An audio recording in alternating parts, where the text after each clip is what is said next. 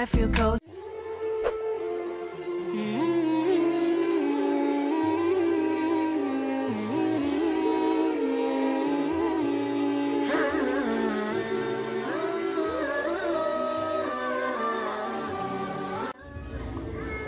Assalamualaikum warahmatullahi wabarakatuh. Bismillahirrahmanirrahim. Alhamdulillahirabbil alamin. Pemirsa, bertemu kembali dengan saya, Zainal Abidin. Ada kesalahpahaman, pengharapan tentang akan munculnya Al-Mahdi. Ya. Kalau menurut saya seperti itu. Ada kesalahpahaman akan datangnya pengharapan kemunculan Al-Mahdi. Sebab kebanyakan orang-orang yang mengharapkan akan kemunculan Al-Mahdi berharap akan munculnya Al-Mahdi ini bak superhero, kekuatan yang begitu besar dari kekuatan Allah semacam itu, yang ujuk-ujuk datang di tengah-tengah sampean dan menuruti keinginan sampean macam itu ya. Ini seolah-olah jika dimunculkannya Al-Mahdi, ujuk-ujuk dunia langsung adil, dunia langsung makmur. Bahkan sebenarnya sampean sendiri, keadilan macam apa yang sampean harapkan dari kemunculan Al-Mahdi dan kemakmuran yang bagaimana dari kemunculan Al-Mahdi itu, sampai bahkan tidak bisa memberikan standar semacam apa keadilan dan kemakmuran itu. So, kalau menilai dari kejadian saat ini, saya sangat meyakini di zaman inilah revolusi besar-besaran dilakukan oleh kemunculan Al-Mahdi sebagai pemerintah sani, implementasi dari munculnya Al-Mahdi. Kalau menurut saya seperti semacam itu. Memang Al-Mahdi tidak secara nyata bekerja sebagai khalifatul dunia secara langsung memimpin presiden di Indonesia ini. Saya sangat yakin hal itu. Kenapa? Pada dasarnya Al-Mahdi diutus untuk rahmah, ya, bagi seluruh anak Allah, untuk pemimpin khalifatul dunia atau memimpin dunia semacam itu. Sehingga sangat, ya, mestinya tidak layak ya kalau hanya menempati sebagai presiden Indonesia, atau bahkan sampai mengkondisikan sebagai negara khilafah. Ini sudah tidak patut, tidak seperti itu ya. Karena saya menarasikan juga bahwa dalam diri Al-Mahdi ini merupakan satu raga 1000 jiwa semacam itu. Bahkan sampai tidak terhitung jumlah. Kalau saya sendiri mengartikan Al-Mahdi sebagai adab yang paling pertama, ya, semacam itu. Oleh karena itu saya mengatakan kesalahan jika sampai hanya menarasikan Al-Mahdi nantinya akan memimpin orang-orang Islam, kemudian dengan cara menaklukkan keseluruhan umat manusia di dunia ini menjadi Islam, menjadi Muslim semua. Itulah yang saya katakan, ini sebenarnya kesalahan pemahaman menurut saya semacam itu. Kemudian seolah-olah karena ya saat ini yang terjadi, ya, Taliban sudah memenangkan di Afghanistan, ini seolah-olah ini digambarkan sebagai pasukan Al-Mahdi macam itu ya. Yang notabene mengangkat untuk menegakkan syariat semacam itu, ya, semacam itu. Sebenarnya sering saya katakan, memang Al-Mahdi itu sebenarnya sebagai manusia, bukan sebagai sosok malaikat ya. Jadi diturunkannya Al-Mahdi ini dijadikan dia sebagai sosok manusia, bukan sosok yang lain. Oleh karena itu sifat-sifat basariah juga ada dalam diri Al-Mahdi itu. Makanya sering saya katakan keterbatasan Al-Mahdi sebagai manusia. Tentu ada sifat-sifat basariah yang menyertai dalam dirinya, yaitu misalkan lapar ya, merasakan sakit, ada rasa semacam takut, semacam ya manusiawi semacam itu. Oleh karena itu saya katakan salah pengharapan sampean jika mempersepsikan seolah-olah Al-Mahdi itu bak superhero. Saat diutus muncul, besoknya langsung hadir. Bahkan seperti yang dikatakan dalam Al-Quran, diceritakan dalam Al-Quran bahwa umat Bani Israel dahulu mengharapkan kemunculannya Al-Masih yang diharapkan sebagai penerus Nabi Sulaiman, yang makmur, yang adil semacam itu. Tapi manakala Allah menurunkan Isa, dan itu sebenarnya sebagai Masih ya. Karena mungkin ya dari diutusnya Isa sebagai Masih ini ya, ini dari seseorang ibu yang tidak punya suami ya. Maka dari pandangan masyarakat Bani Israel saat itu memandang rendah ya, menuduh seolah-olah Nabi Isa ini anak haram semacam itu. Padahal di Al-Quran sudah disebutkan sangat menghargai, sangat menjunjung memuliakan hanya Nabi Isa, bahwa Ibu Maryam ini tidak berzina dengan siapapun. Itu murni atas kehendak Allah untuk menjadikan Isa sebagai nabi ya, sebagai Al-Masih ini ya, semacam itu.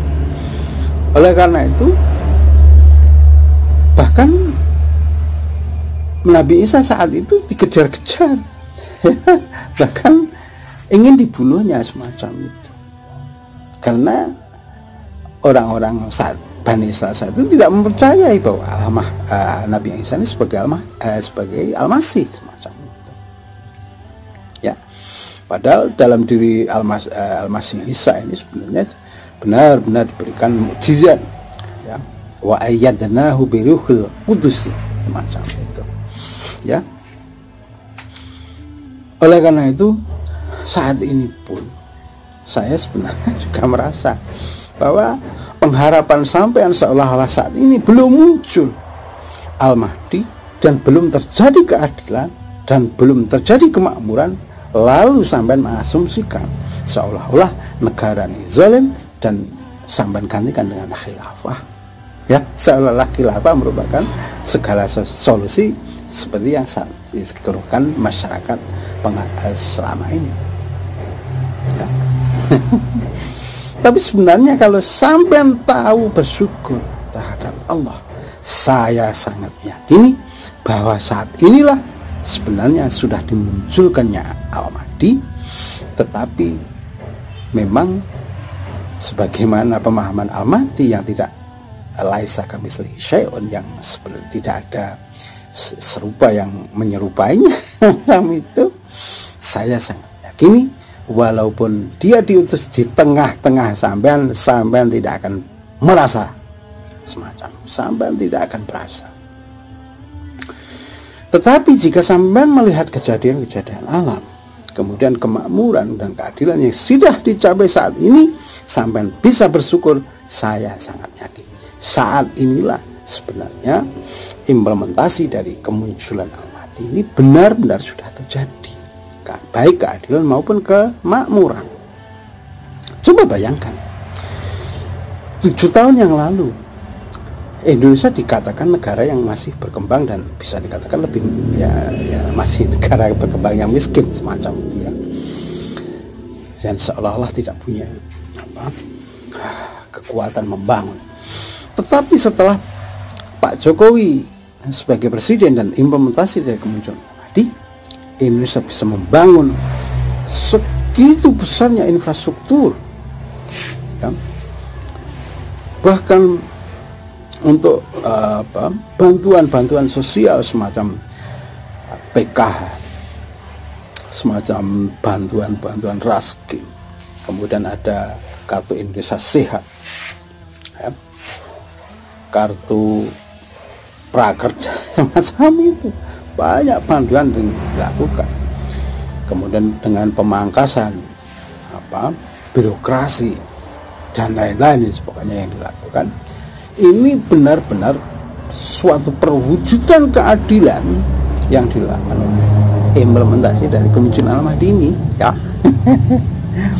Kemudian pemerataan harga yang sama, harga BBM dengan semua di wilayah Indonesia semacam itu. Kemudian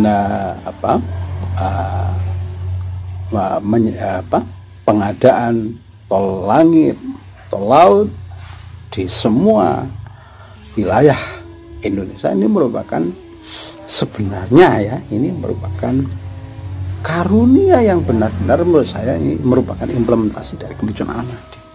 Inilah revolusi, perubahan besar-besaran yang dilakukan pemerintah saat ini sebagai implementasi dari kemunculan Al-Mahdi ya. Dari negara yang 7 tahun yang lalu dari negara miskin menjadi negara maju, ini merupakan capaian yang luar biasa. Dari yang dulunya sangat dikorupsi, saya ini koruptor banyak yang ketangkep ya. Kemudian pemerintahnya ya, presidennya katakanlah semacam itu sangat bersih dan tidak mementingkan kepentingan pribadi. Saya sangat yakin Pak Jokowi merupakan implementasi dari kemunculan Al-Mahdi. Harusnya sampai tahu itu, sebagaimana yang saya melihatnya seperti itu. Tentu sebagai patokan dalam Al-Quran sudah dikatakan wa in ta'uddu ni'matallahi la tuhsuha. Tentunya sampai harusnya sudah bersyukur, bukan malah ingin mengganti sistem yang sudah ada, yaitu Pancasila ini diganti dengan sistem khilafah, negara yang berdasarkan ayat syariah.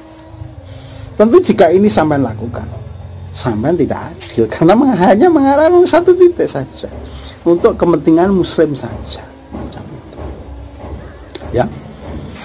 Oleh karena itu, walaupun saya sangat mengerti tentang Islam, saya tidak untuk menjadikan negara khilafah semacam itu ya.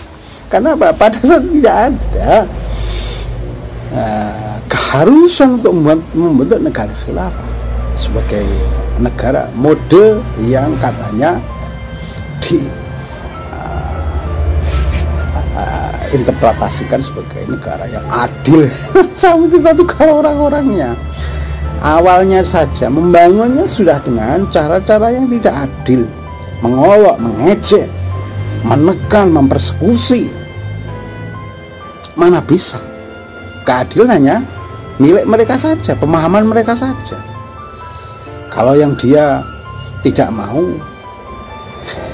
ini tidak adil, kalau yang dia mau mengatakan adil, ini jelas-jelas ini sudah dengan cara-cara yang tidak adil untuk mencapai kekuasaan. Boleh black campaign ya, tentu ini sudah tidak benar, bukan anjuran Allah, bukan jalan Allah semacam itu. Jadi jalan Allah bukan ditegakkan dengan cara-cara yang tidak benar.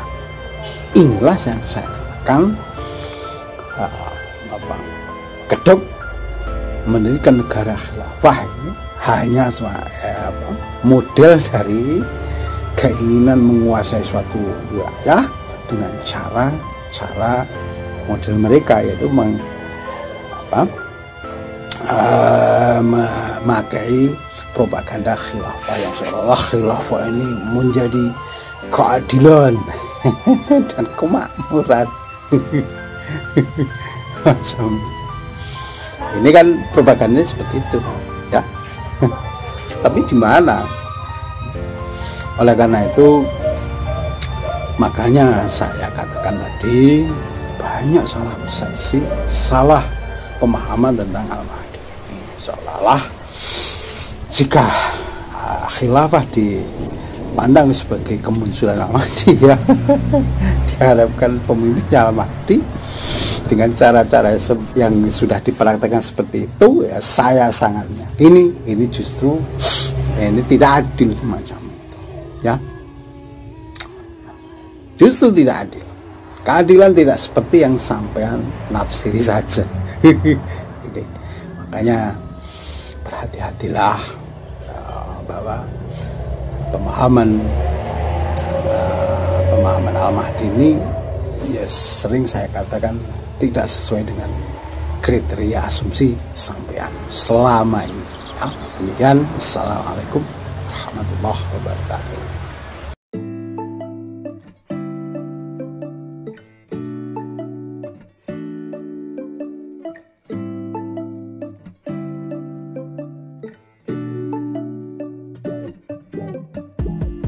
When I wake up, I feel cozy.